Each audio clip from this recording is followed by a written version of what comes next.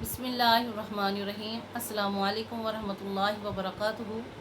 ईद उल फितर की नमाज़ पढ़ने का तरीका और उसकी नियत। ईदीन की नमाज़ हर मुसलमान पर मुकल्लफ पर वाजिब है और जिन लोगों पर जुमा की नमाज़ फ़र्ज़ है उन्हीं पर ईद की नमाज़ वाजिब है।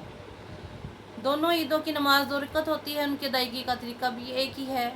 ईदीन के 2 खुतबे हैं, उन दोनों के दरमियान बैठना मसनून है। ईद की नमाज से पहले घर में या ईदगाह में नफल पढ़ना जायज़ नहीं। ईद की नमाज की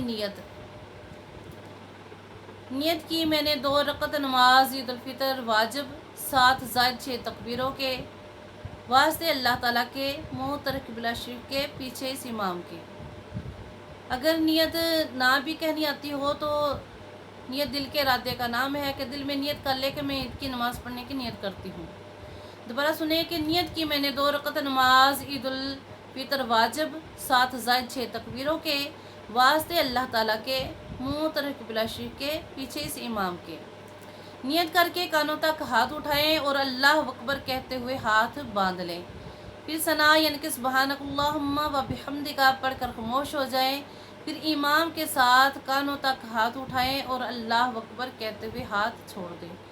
फिर हाथ उठाएं और अल्लाह अकबर कहते हुए छोड़ दें। फिर हाथ उठाएं और अल्लाह अकबर कहते हुए हाथ बांध लें।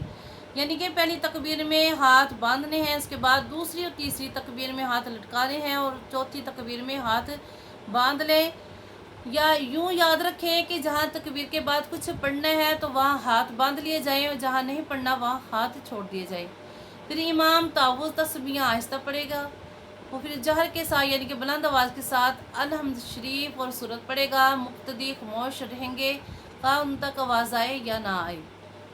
और रुकू सुजूद करने के बाद पहली रकत मुकम्मल हो जाएगी। फिर दूसरी रकत में इमाम अलहम्द शरीफ और सूरत पढ़ेगा।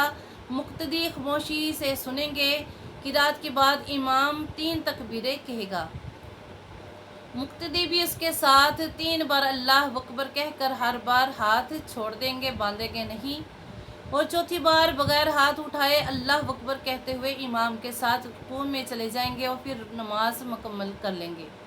इससे मालूम हुआ कि ईदीन की नमाज में 6 ज़ायद तकबीरें हैं। 3 पहली रकत में तकबीरत तहरीमा के बाद और किरात से पहले और 3 दूसरी रकत में किरात के बाद और रुकू से पहले।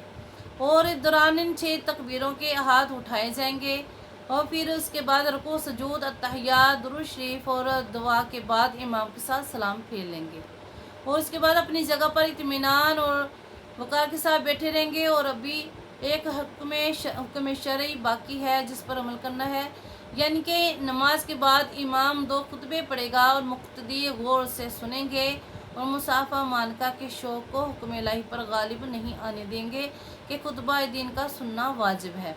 दीन का खुतबा सुनने के बाद दुआ मांगे। दुआ में सब के लिए सबको अपनी दुआ में याद रखिए। उसके बाद जब दुआ करें तो